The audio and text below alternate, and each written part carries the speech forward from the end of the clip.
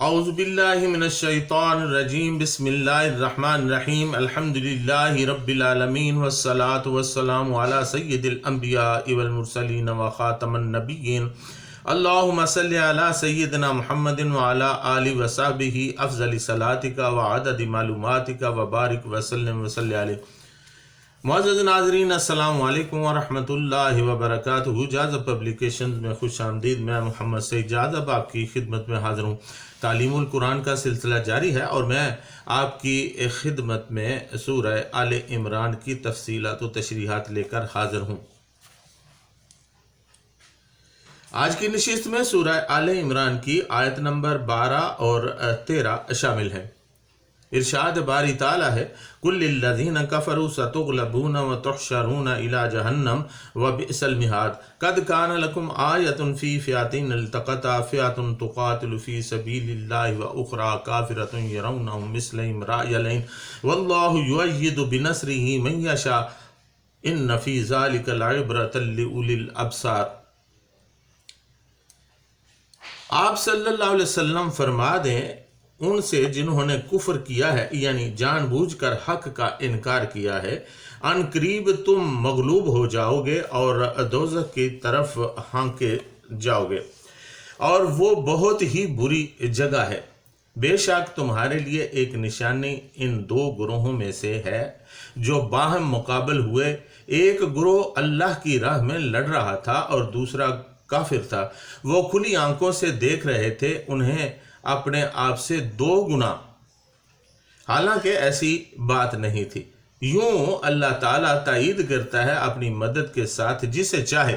بے شک اس واقعہ میں اہل بصیرت کے لیے بڑا سبق ہے۔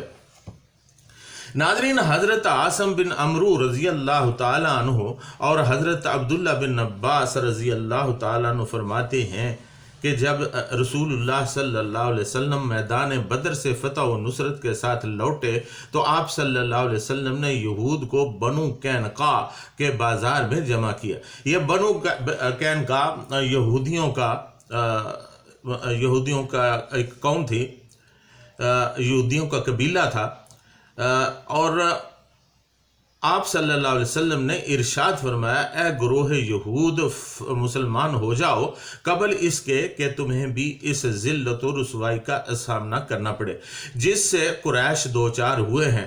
تو ان یہودیوں نے یہ جواب دیا کہ آپ نے قبیلہ قریش کے ان چند لوگوں کو قتل کیا ہے جو لڑائی اور فنون حرب سے نابلد ہیں، اس لیے کہیں دھوکہ نہ کھا جانا۔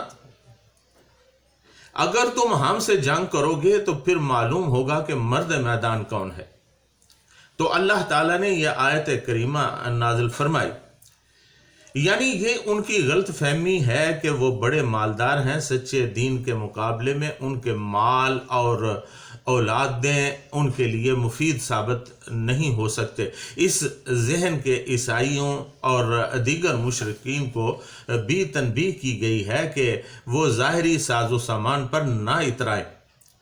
اللہ تعالیٰ کا فیصلہ آخری ہوتا ہے۔ جب وہ اپنے ماننے والوں کو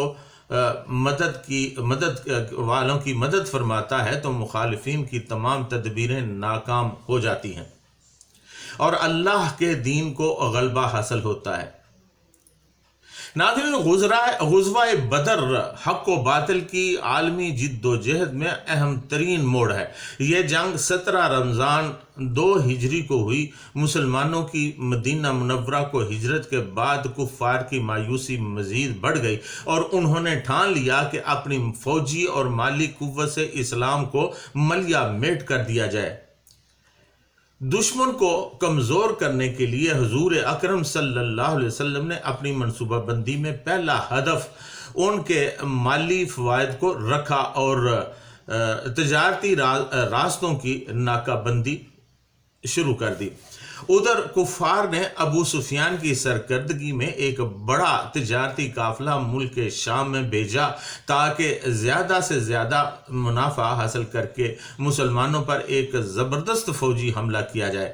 رسول اللہ صلی اللہ علیہ وسلم کو معلوم ہوا تو آپ صلی اللہ علیہ وسلم نے فیصلہ کیا کہ تجارتی قافلہ کو روکا جائے گا آپ صلی اللہ علیہ وسلم 17 رمضان 2 ہجری کو مدینہ منورہ سے جنگ کے قابل تمام مرد مسلمانوں، جن کی تعداد صرف 313 تھی، کو لے کر تقریباً 94 میل یعنی 152 کلومیٹر دور بدر کے مقام کی طرف روانہ ہو گئے، جو قافلوں کی شاہراہ پر واقع ایک مشہور کنواں تھا، جس کے پاس ہر سال میلہ اور بازار لگتا تھا۔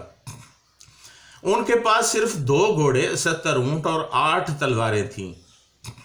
ادھر جب کفار کو حضور اکرم صلی اللہ علیہ وسلم کی اس منصوبہ بندی کا علم ہوا تو وہ بھی قافلہ کی مدد کے لیے مکہ سے اپنی پوری شان و شوکت کے ساتھ لگ بھگ 1000 افرادی قوت، جو اس زمانہ کے مطابق جنگی ہتھیاروں سے لیس تھی، سواری کے لیے ان کے پاس 100 گھوڑے اور 700 اونٹ تھے، ان کو لے کر ابو جہل کی سرکردگی میں بدر کی طرف روانہ ہو گئے۔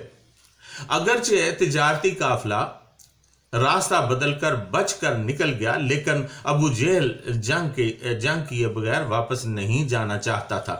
اس نے یہ موقع جانا کہ اسلام کو ہمیشہ کے لیے ختم کر دیا جائے۔ ابو جہل نے کہا، اللہ کی قسم ہم اس وقت تک واپس نہیں جائیں گے جب تک ہم بدر میں ڈیرے نہ ڈال لیں، وہاں 3 دن گزاریں گے، اونٹ قربان کریں گے، کھائیں گے اور شراب پئیں گے، اور لڑکیاں ہمارے لیے کھیلیں گی، اور عرب والے سن لیں گے کہ ہم یہاں اکٹھے ہو گئے ہیں، اور وہ مستقل ہماری عزت کریں گے۔ چنانچہ 17 رمضان المبارک کو مقام بدر پر اسلام اور کفر کی پہلی جنگ ہوئی۔ جنگی نقطہ نگاہ سے مسلمانوں کی فوج کا کفار کی فوج سے کوئی مقابلہ نہیں تھا۔ تعداد میں یہ ان سے 1/3 بھی نہیں تھے، ساز و سامان میں کے لحاظ سے بھی بالکل کمزور تھے، لیکن اللہ تعالیٰ کی مدد کے رنگ نرالے ہیں۔ کفار مکہ قوت کے بارے میں بڑی غلط فہمی کا شکار ہوئے۔ انہیں مسلمانوں کی کمزور حالت کا بالکل اندازہ نہیں ہوا، بلکہ انہیں وہ اپنے سے 2 گنی قوت نظر آئے، جس سے کفار کا حوصلہ جنگ سے پہلے ہی بہت پست ہو گیا، ان میں پھوٹ پڑ گئی اور بہت سے لڑنا نہیں چاہتے تھے، لیکن ابو جہل نے کسی کی نہ مانی۔ اس نے اپنی جنگی چال بھی اسی طرح چلی گویا کہ وہ اپنے سے 2 گنی بڑی فوج کا مقابلہ کر رہا ہے۔ ادھر مسلمانوں کو اللہ تعالیٰ نے دکھایا کہ کفار تعداد میں دگنے ہیں، تو انہوں نے نہایت احتیاط سے اپنی منصوبہ بندی کی۔ کفار اپنی غلط منصوبہ بندی کے نتیجہ میں مسلمانوں کی ولولہ انگیز قیادت کا سامنا نہ کر سکے۔ ان کے حوصلے اتنے پست ہو گئے کہ کسی کو بھی اپنے جنگی جوہر اچھی طرح دکھانے کا موقع نہ ملا، بلکہ ان کے 70 سردار مارے گئے، جن میں ابو جہل بھی شامل تھا۔ 70 قیدی بھی بنائے گئے اور باقی بھاگ کھڑے ہوئے۔ ادھر مسلمانوں کے صرف 22 افراد شہید ہوئے اور کوئی قیدی نہ ہوا۔ قد کان لکم آیۃ فی فئتین التقطا فئۃ تقاتل فی سبیل اللہ واخری کافرۃ یرونہم مثلیہم رأی العین واللہ یؤید بنصرہ من یشاء ان فی ذلک لعبرۃ لأولی الابصار۔ بے شک تھا تمہارے لیے عبرت کا نشان ان 2 گروہوں میں جو ملے تھے میدان بدر میں۔ ایک گروہ لڑتا تھا اللہ کی راہ میں اور دوسرا کافر تھا۔ دیکھ رہے تھے مسلمان انہیں اپنے سے 2 چند اپنی آنکھوں سے، اور اللہ تعالیٰ مدد کرتا ہے اپنی نصرت سے جس کی چاہتا ہے۔ یقیناً اس واقعہ بدر میں بڑا سبق ہے آنکھ والوں کے لیے۔ ناظرین، جسٹس ریٹائرڈ حضرت پیر کرم شاہ صاحب رحمۃ اللہ علیہ فرماتے ہیں، یہاں 2 گروہوں کا ذکر کیا جا رہا ہے، لیکن جب یہ بتانے کا وقت آیا کہ وہ 2 گروہ کون کون سے تھے تو پہلے گروہ کا تعارف ان الفاظ سے کرایا، فئۃ تقاتل فی سبیل اللہ، اور دوسرے گروہ کا وَأُخْرَى كَافِرَةٌ يَرَوْنَهُم مثلہم رأی العین، یہ اسلوب بیان کیوں اختیار کیا گیا اور یوں کیوں نہ فرمایا فئۃ مسلمۃ و اخری کافرۃ، کہ ایک گروہ مسلمان تھا اور دوسرا کافر؟ تو وہ فرماتے ہیں کہ میرے خیال میں تو غلامان مصطفیٰ صلی اللہ علیہ وسلم کی کمال للہیت اور خلوص کا ذکر مقصود ہے کہ ان کی جنگ محض اللہ تعالیٰ کی رضا کے لیے تھی، اس سے انفرادی یا اپنی اجتماعی یا قومی برتری مقصود نہ تھی۔ ناظرین، کون کس کو اپنے سے دو گنا دیکھ رہا تھا؟ یہ سوال پیدا ہوتا ہے۔ تو آئیے اس بارے میں جانیں کہ اس میں مفسرین کے متعدد قول ہیں، لیکن علامہ ابن جریر الطبری رحمۃ اللہ علیہ نے اسی قول کو پسند کیا ہے کہ یرونا کا فاعل مسلمان ہے اور ہوم ضمیر کا مرجع کفار ہے، یعنی مسلمان کفار کو اپنے سے دو گنا اپنی آنکھوں سے دیکھ رہے تھے، لیکن پھر بھی وہ ثابت قدم رہے۔ پارہ نمبر 9 سورہ انفال آیت نمبر 44 میں ارشاد باری تعالیٰ ہے وَإِذْ يُرِيكُمُوهُمْ إِذِ الْتَقَيْتُمْ فِي أَعْيُنِكُمْ قَلِيلًا وَيُقَلِّلُكُمْ فِي أَعْيُنِهِمْ لِيَقْضِيَ اللَّهُ أَمْرًا كَانَ مَفْعُولًا، اور یاد کرو جب ہم نے دکھایا تمہیں لشکر کفار، جب تمہارا مقابلہ ہوا تمہاری نگاہوں میں قلیل اور قلیل کر دیا تمہیں ان کی نظروں میں، تاکہ کر دکھائے اللہ تعالیٰ وہ کام جو ہو کر رہنا تھا۔ یہاں تو بیان کیا کہ مشرکین تعداد میں کم نظر آ رہے تھے، جبکہ سورہ آل عمران کی مذکورہ آیت میں بیان ہے کہ وہ مسلمانوں کو اپنے سے دو گنا نظر آ رہے تھے۔ حضرت عبداللہ بن مسعود رضی اللہ تعالیٰ عنہ فرماتے ہیں کہ غزوہ بدر میں جب ہم نے پہلے مشرکین کو دیکھا تو ہمیں دو گنا نظر آئے، اور پھر جب ہم نے ان کو دوبارہ دیکھا تو معلوم ہوا کہ ان کی تعداد ہمارے جتنی ہے۔